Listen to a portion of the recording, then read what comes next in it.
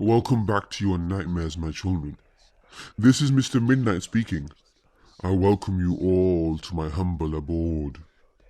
Today I will be sharing with you some scary stories to end the year and to welcome the next.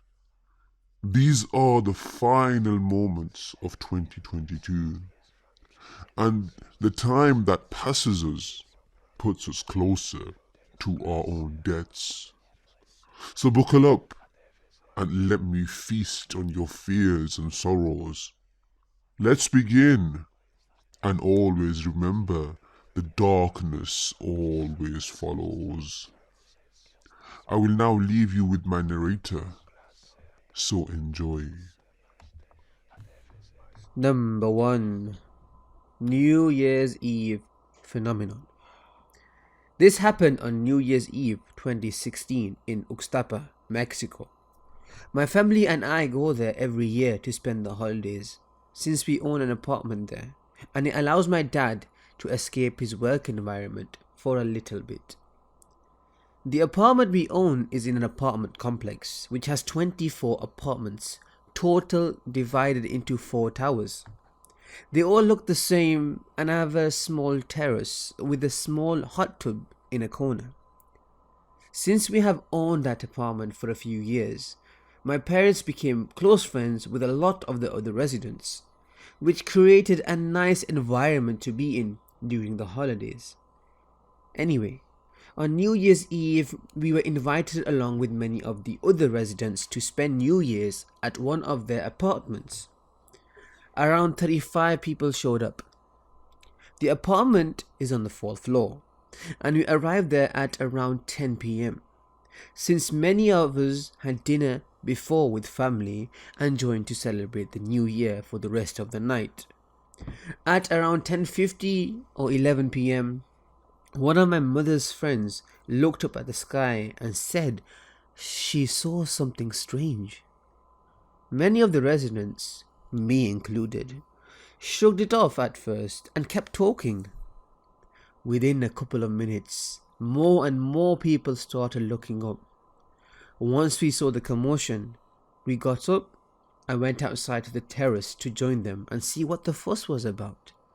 It was strange at first, but I can describe it as if the stars were twinkling. We could see the stars, but they were bunched up closer than usual, and they were twinkling intermittently in an unusual fashion. As we kept looking, more and more stars kept showing up and twinkling. Some said they were stars and we were staring at nothing, but then what we thought were the stars in the sky began to move towards the other stars that were twinkling. At this point, we all started to freak out a little bit. I like to think we are not alone and that there are paranormal forces out there, but this was truly the first time. I had no idea what was going on. There were too many to count, but we all agreed that 100 to 150 stars were twinkling in this one section of the sky, and more seemed to move across the sky to join them. Once they stopped joining, they continued to twinkle in an unnatural way. I can just explain it as turning lights on and off, and not the slight dimness you see when looking at an actual star. Then this entire cluster moved across the sky and disappeared from sight. We were all with our mouths wide open. Many of us tried to record or take pictures, but nothing showed up on the phone cameras, especially that far away. The fact that it was 35 or so people witnessing it, and only about an hour after we got there, means that we saw what we saw. No one was intoxicated to the point where they could have imagined it. The most interesting part is that the son of the apartment owner said that the year before he talked to a guy that said he had seen something similar on New Year's Eve the year before. He said he listened to his story but shrugged it off as some guy ranting. My family and I continue to talk about it to this day. We immediately try to investigate about phenomenons or events that could have caused it. and nothing came up. I'm not sure if this is the right place to post this, but if it's not, I'd love to share it somewhere where someone could provide some type of insight. Sorry for the long post, but that was the most concise way to explain it. I'd love to hear if anyone has had any similar experiences. Number 2. White glowing eyes. The following is a very true experience. I've never actually wrote this down before, and I don't know if anyone has experienced this too. This happened between 1989 and 1990, and I was about the age of 4 years old. To this day, I still get chills thinking about it, and I wonder if in some way unknown, it changed me. My parents had a house in the Inland Empire of Southern California, and at the time my brother hadn't been born yet, so I was still the only child. To give you a layout, my parents' house was a 2-story house located in a cul-de-sac. On the bottom floor, there was 2 bedrooms, a bathroom, the living room, and the kitchen. The second floor was just the master bedroom and bath. All you could see from the street was the garage and one of the bedroom windows on the bottom floor, and the window of my mum's bathroom on the second floor.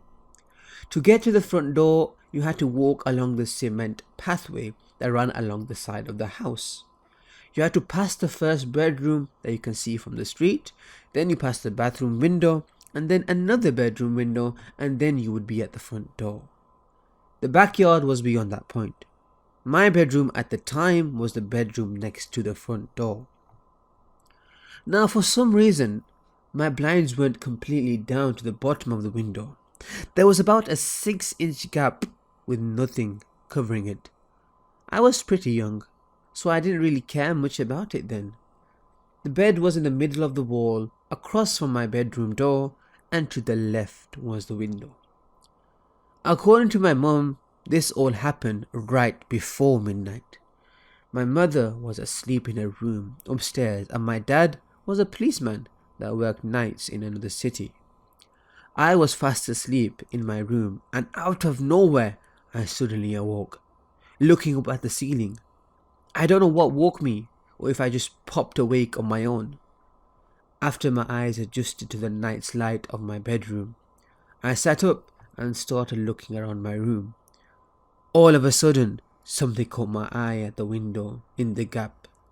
First, I thought it was the streetlight reflecting on the window, but I knew for a fact that there was only one streetlight, and what I was looking at was 2 obvious glowing spots that were spaced apart as if on someone's face. Then I thought, is that a cat looking at me? And yes, I vividly remember thinking these things, trying to debunk this at 4 years old. I had remembered then that my cat's Chelsea's eyes would reflect at night, but this looked different than that. The cat's eyes would almost have different colours when reflecting. These were 2 very solid, bright, white, glowing eyes, looking straight at me. I just stared at them, frozen stiff, trying to make sense of what I am seeing. I couldn't see a face at all. The eyes were just so bright, nothing else stood out. That void, or face, around the eyes looked blacker than the night. I thought again, well, if this is a cat, how could a cat be big like a person? And why would a cat stand up to stare in my bedroom? The curiosity got me, and I went for it. I flipped my covers off, turned my little 4-year-old body towards the window, and put my feet on the floor. This is the moment the creepiest thing happened, and it will forever be burned into my brain. I got off the bed and got on my knees to get a closer look at this so-called cat, when at this very moment, this faceless pair of glowing white eyes begins to slowly and steadily tilt to the side. Very similar to Michael Myers in Halloween. Eyes still locked on me, not blinking once. The feeling of dread and fear shot through my body. Completely terrified, I burst into tears immediately and booked it down the hallway, through the living room and up the stairs to tell my mum. Although I was going as fast as I could, it felt like it took forever. When I got to my mum, I was so upset. I couldn't get any words out. Tears were streaming down my face, and my mum was becoming seriously concerned at this point. She was able to calm me down just enough for me to get out the words. There is white eyes looking at me through my window, on the bottom. Stutter, crying hard. Are you sure? My mum asked. I crowed, yes. She didn't even go down to look. She just called the police. I don't remember the time it took for them to arrive or what they said because I finally fell asleep in my mum's bed. I do remember faintly waking up to a knock on the door and my mum going to open it. The cop speaks to her and I hear her say, "Okay, thank you, good night." And she shuts the door.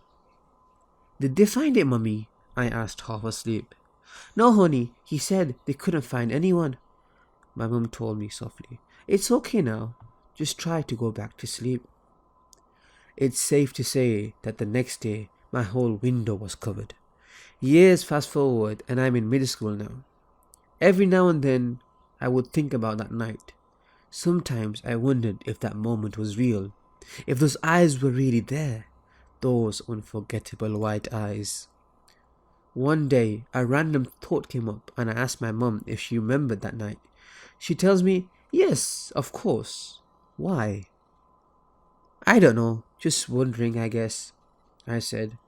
Then my mum proceeds to say, well, I never told you this, but when the deputy came out that night, he told me they made it a priority to get out to our house as soon as they could, because not very long before I called 911, they received another call from someone else reporting that someone was looking in their window in our same neighborhood. Hearing that sent chills down my spine, and to this day I wonder who or what was looking at me that night. Number 3. Never play with an Ouija board. This story happened in October of 2004, back when I was still a third-year high school student. My friends and I struck around the school late at night.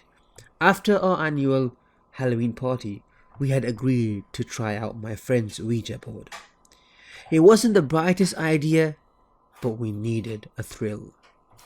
We found a nice spot under a huge narrow tree and proceeded with a half-assed ritual.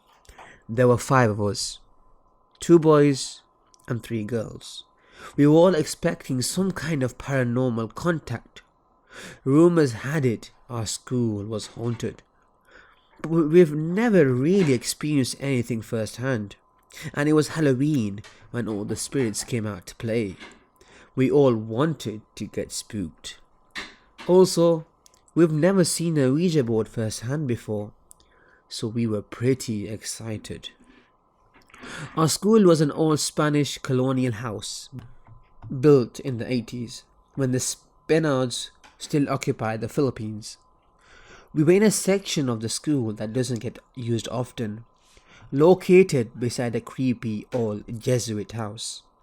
People only go there when they needed to use the restroom, store equipment on one of the sheds, or make out with their boyfriends or girlfriends.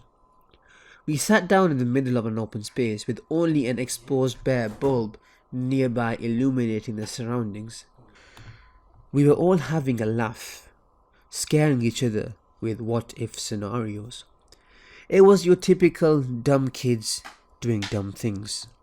My friend who bought the Ouija board proceeded to place it in the middle of our circle.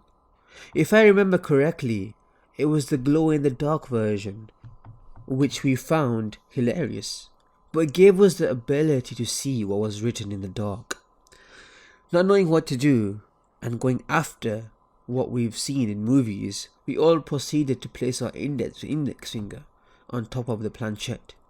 We sat there looking at each other until one of us said, "What's next?" We didn't know if there was a proper way to start the ritual, plus the board didn't come with instructions, so we decided to just throw in a question. "Is anyone there?" I called out into the darkness. "If there are spirits living here, please talk to us," one of the girls joined in. We clearly had no idea what we were doing. Still, nothing. Not even the slightest bit of wind. One of my friends jerked the planchette, and the girl who brought the Ouija board screamed, breaking the silence. We all laughed at how ridiculous it was. After a bit of joking around, we decided to give it another go. We placed our index finger on the planchette once more and asked, "If there's anyone there, we would like to make contact." "Don't break the circle," one of my friends jokingly said. "Shut up," I whispered. We were just about to give up when the wind started to pick up. The stillness broke and the darkness around us seemed to move. Just a coincidence, we thought. "Okay, don't break the circle," I yelled out. "Is anyone there?" I was excited. It was like a scene from the movie with dirt and dead leaves swirling around us. "Guys, I'm scared," my friend sitting behind me said. "My mom warned me about playing with forces we don't know." "Did you die here? Were you killed during the war? Are you the headless priest that roams these halls? You know Jose, our national hero? Are you a hottie?" My friend giggled.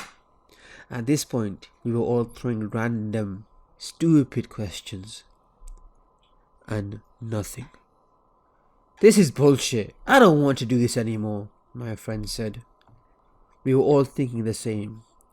Just then, a group of dogs from a neighboring house started barking at us through the chain link fence. These 6 dogs were growling and showing teeth. We all screamed and, without finishing the ritual, bolted right out of there. We didn't see each other until after Halloween break, and this is where the story gets creepy. One of the girls told us about a weird experience she had the night after playing with the Ouija board. She had gotten home late after hanging out with her friends from the neighborhood when she realized she forgot the keys to her house. So she called her brother up, who was then still sharing a room with her. And what he said creeped the hell out of all of us. He swore she was already home. He claimed to have seen her walk in a while ago, and that she looked really tired, and saw her head straight to bed. Creepy, but no need to freak out, was all we thought. Besides, her brother must have been tired and been seeing things. But then my other friend started telling us about an encounter she had that Halloween night. She was going up to her room when the lights started flickering as she was ascending the staircase. Your typical horror movie visuals. Shrug it off to faulty wiring. But just then, she saw the door to her room open and a dark figure stepped out and stood atop of the staircase. She couldn't make out the entity's face, but she counted that she couldn't move and felt utter dread as the figure stared down at her. "No way!" my best friend, who just joined in the conversation, said in disbelief. "Something happened to me as well." He recalled that he was sleeping one night when he woke up feeling really uncomfortable. He described his vision as having TV-like static and a feeling of heaviness surrounded him. He looked around the room, and that's when he saw a bloody, charred face with piercing red eyes grinning at him through the window. I couldn't believe what I was hearing because I had almost run in with death that night. After the ritual, I was sleeping in our sedan on the way home after fooling around with the Ouija board. When I felt our car jerk, I woke up instantly. Looking out the window, I found that we've been hit by a huge oil tanker. I panicked and leaped out of the car. Luckily, my mum and I survived the crash, since the front of the car was a total wreck. I still don't have an explanation why those things happened to us, but thank God nothing happened after that. I never played or got near a Ouija board ever since. So now it's review time. So first of all, I'm going to thank all the authors for letting me use their stories. So the first story that I read was by the author Badum Badum, and it was submitted on Reddit, and the title was New Year's Eve Phenomenon. Now this is not really scary, but it is odd, as seeing stars turning on and off, the brightness turning on and off, and them moving here and there is very odd. I wouldn't say it's creepy or scary, but it is very odd, and I wish the cameras picked up this phenomenon if it did happen, because it'd be amazing to see such a natural, maybe I don't think it's natural, maybe it's supernatural, maybe because magic can create hallucinations and illusions. This could be some sort of magic in play. Someone could be doing some magic and creating an illusionary effect for the party. To be honest, I don't know, but it was a good read and I enjoyed it. So on a scary scale, I'll give it like a 1 out of 10 because it's not scary, but it's a very good read, and I would give it, for the story and for the phenomenon, 10 out of 10 because it's something unique and something very interesting. The second story that I read was by the author Mosaic Unearthed, and the title was White Glowing Eyes, and you can find these on Reddit, so make sure you go show love to these creators, these authors. Now this is very creepy, obviously cliche, scary eyes looking at you and staring at you. This could be maybe a human, it could be a who or a what, like the author said. To be honest, I think it's probably a who, because someone else got the similar call, and I'm sure when it comes to hauntings and stuff, it's always one person that's affected. It's just how it goes. If it's a couple of people in the neighborhood, then maybe it's obviously a stalker or a killer or a serial person that's just interested in seeing the decor of your bedroom. Maybe you have a beautiful room, so he wanted to see the decor you have in your room. But all jokes aside, it's very creepy and scary. So on a scale of 1 to 10, it's an 8 for me, because it would be higher if there was more to it, I guess. I don't know what I mean by that, but let's move on. And the third story was by Celluloid Dediction, okay, and it was submitted on Reddit as well, and it's called Never Play with a Ouija Board. Now this story, it's a hard pill to swallow. Yes, Ouija boards are used to talk to demons, and the things that are attracted to Ouija boards are normally evil and sinister. Some people say it's ghosts and spirits, but no, it's actually demons that you contact with, because symbolism is a big part in Ouija board and Ouija. I will make a video on Ouija boards going into detail what I think and what is known about it, but with regards to the story, it's a good story. I don't think it's real though, because the author says that near the end that she nearly died, because she crashed a car into her mother crashed a car into an oil tanker, which is hard to believe.